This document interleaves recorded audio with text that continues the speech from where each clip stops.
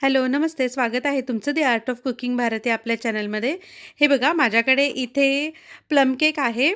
या प्लम केकची विशेषता अशी आहे की हा बिना अंड्याचा त्याचबरोबर गव्हाच्या पिठापासून बनलेला प्लम केक आहे आणि बघू शकता तुम्ही हा किती फ्लफी आहे. चला मग असा छानसा प्लम केक जर तुम्हाला पण बनवायचा असेल तर आपण रेसिपीला सुरुवात करूया. इथे मी अर्धा कप इतका गूळ बारीक चिरून घेतलेला आहे. तुमच्याकडे गुळाची पावडर असेल तर ती वापरली तरीसुद्धा चालेल. सोप्या पद्धतीने ट्रिक वापरून गूळ बारीक कसा करायचा याची टिप आहे. तर त्याचा व्हिडिओची लिंक मी वरती आय कार्डमध्ये दिलेली आहे. तिकडून तुम्ही तो व्हिडिओ बघू शकता. याच्यामध्ये आपण एकदम कडक गरम केलेलं जे पाणी आहे तर ते अर्धा कप मिक्स करायचं आहे. व्हिस्कच्या मदतीने आपण हा जो गूळ आहे तो गरम पाण्यामध्ये पूर्णपणे विरघळवून घेणार आहे. गुळाचा सिरप इथे तयार आहे. गूळ गरम पाण्यामध्ये पूर्णपणे व्यवस्थित विरघळलेला आहे. याच्यामध्ये आता मी 1 टेबलस्पून इतके खजूर बारीक करून घेतलेले आहेत आणि अर्धा कप इतके मिक्स ड्रायफ्रुट्स आहेत. कलरफुल चेरी 4 टेबलस्पून इतकी मी घेतलेली आहे, ती पण यामध्ये आपण ॲड करूया. आता हे सगळं व्यवस्थित एकदा आपल्याला मिक्स करून घ्यायचं आहे. रेसिपीसाठी लागणारं जे साहित्य आहे ते डिस्क्रिप्शन बॉक्समध्ये डिटेलमध्ये दिलेलं आहे, तिकडून तुम्ही चेक करू शकता. इथे मी फ्रेश ऑरेंज ज्यूस घेतलेला आहे. हा 1/4 कप इतका मी घेतलेला आहे.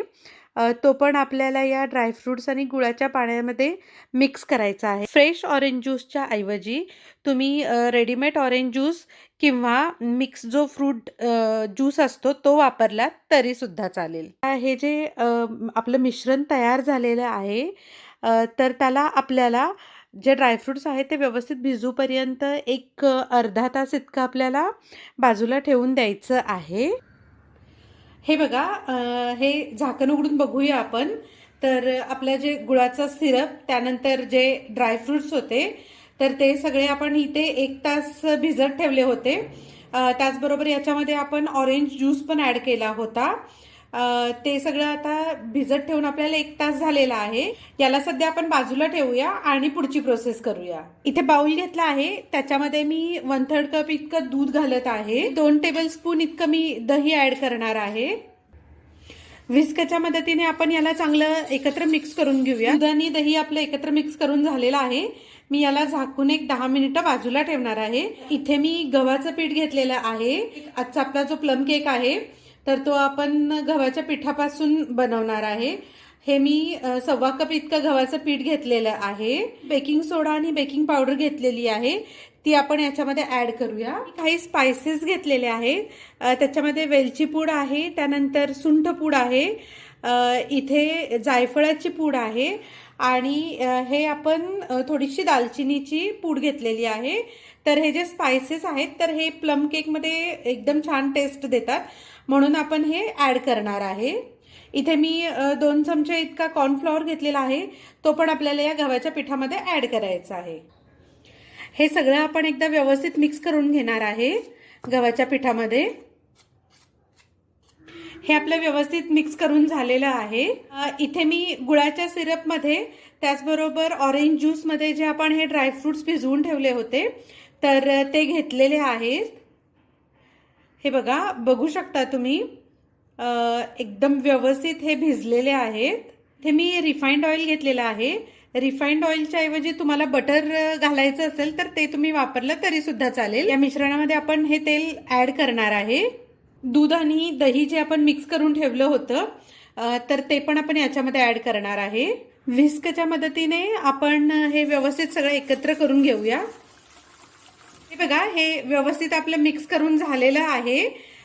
एक गाळणी घेणार आहे मी अशी आणि त्याच्यामध्ये आपण हे जे मिक्स करून ठेवलेलं गव्हाचं पीठ आणि बाकीचे स्पायसेस आणि बेकिंग पावडर बेकिंग सोडा मिक्स केलेले जे पीठ आहे तर हे आपण याच्यामध्ये ॲड करणार आहे. आणि वेट इन्ग्रेडियंटमध्ये हे जे ड्राय इन्ग्रेडियंट्स आहेत तर ते आपण मिक्स करायचे आहेत. माझं सगळं पीठ चाळून झालेलं आहे. आता आपण हे जे पीठ आहे, जे गुळाचं मिश्रण आहे त्याच्यामध्ये आपल्याला मिक्स करून घ्यायचं आहे. तर हे आपण कट आणि फोल्ड मेथडनी याच्यामध्ये मिक्स करायचं आहे.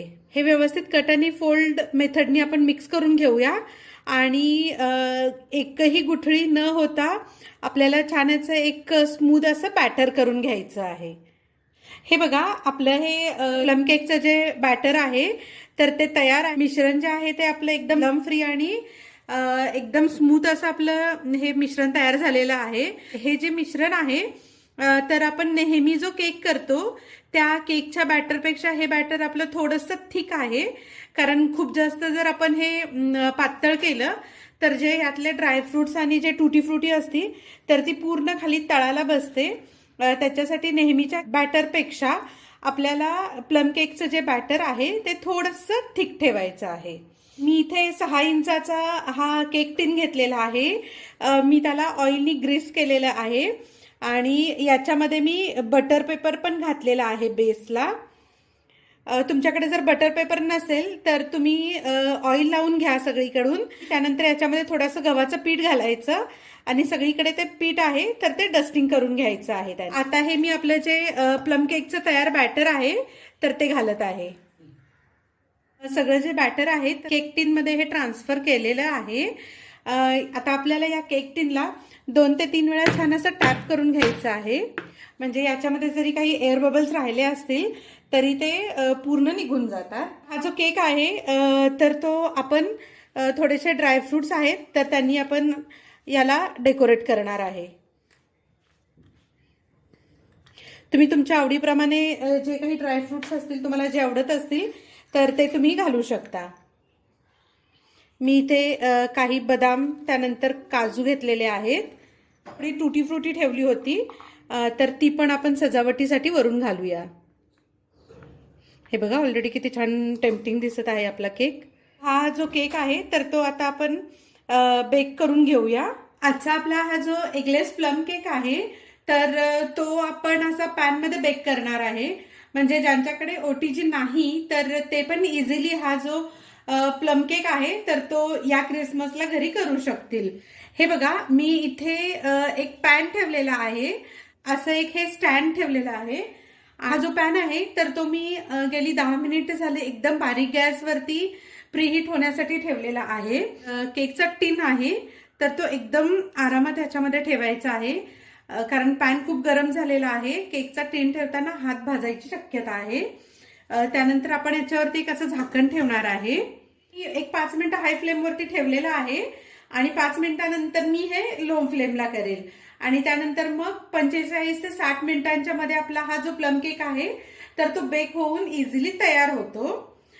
तुम्हाला जर ओटीजी मध्ये करायचा असेल हा केक तर 180 डिग्री सेल्सिअसला आधी ओव्हन प्रीहीट करून घ्या आणि त्यानंतर मग साधारणतः एक 30 ते 45 मिनिटे हा केक तुम्ही ओव्हनमध्ये बेक करू शकता. टायमिंग आहे तर ते प्रत्येकाच्या ओटीजी वरती थोडंसं कमी जास्त होऊ शकतं.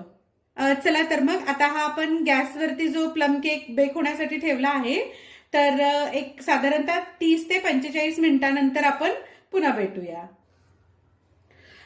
चला तर मग आपण केक उघडून बघूया. हे बघा 30 मिनिट झाल्यानंतर मी एकदा उघडून बघितला होता, चेक केला होता तर अजून थोडासा बेक व्हायचा राहिला होता. तर आता बरोबर 45 मिनिटं आपली झालेली आहेत. तर आपण याच्यामध्ये टूथपिक टाकून बघणार आहे. हे बघा टूथपिक आपली क्लीन येते, याचाच अर्थ आपला जो केक आहे तर तो व्यवस्थित बेक झालेला आहे आणि याचा जो कलर आहे तर तो पण एकदम छान आलेला आहे.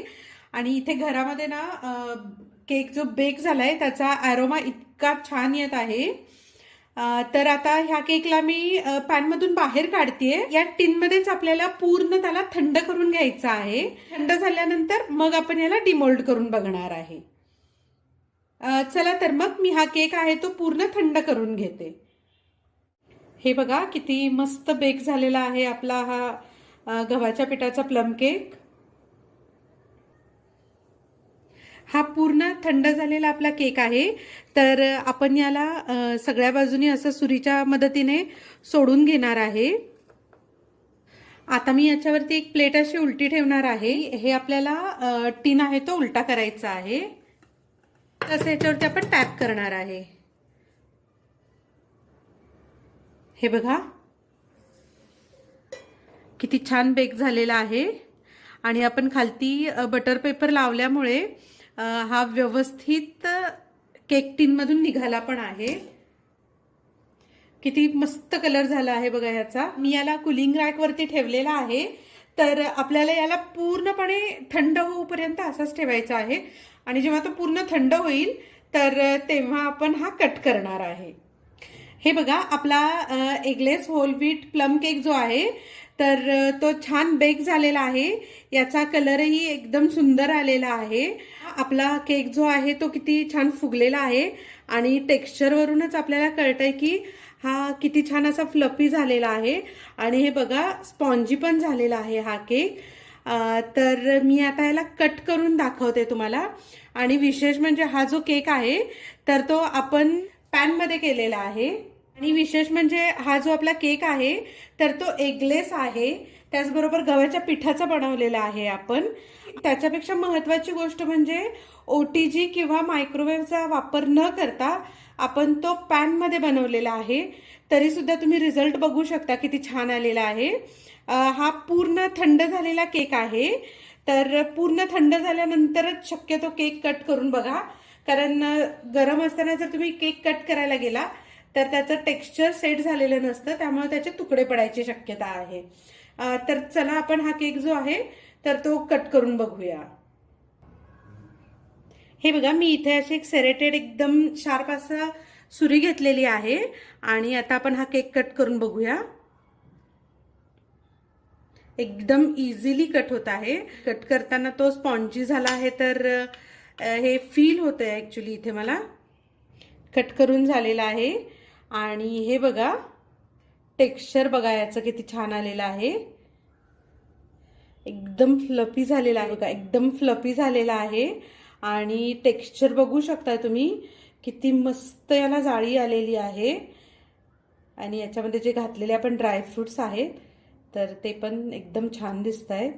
हा जो केक आहे तो बघितला तर कुणीही म्हणणार नाही की हा केक तुम्ही घरी बनवलेला आहे. इतका सुंदर होतो. आणि याची जी टेस्ट आहे तर ती टेस्ट पण एकदम अप्रतिम लागते. गव्हाच्या पिठापासून बनवलेला प्लम केक या क्रिसमसला घरी बनवायचा असेल तर माझी रेसिपी नक्की फॉलो करा. जे डिटेल इन्ग्रेडियंट्स आहेत ते मी खालती डिस्क्रिप्शन बॉक्समध्ये दिलेले आहे. तर तिकडून तुम्ही नक्की चेक करा. केक तुमचा छान व्यवस्थित होण्यासाठी तुम्हाला जे केकचे मेजरमेंट्स असतात तर ते एकदम व्यवस्थित फॉलो करायचे आहेत.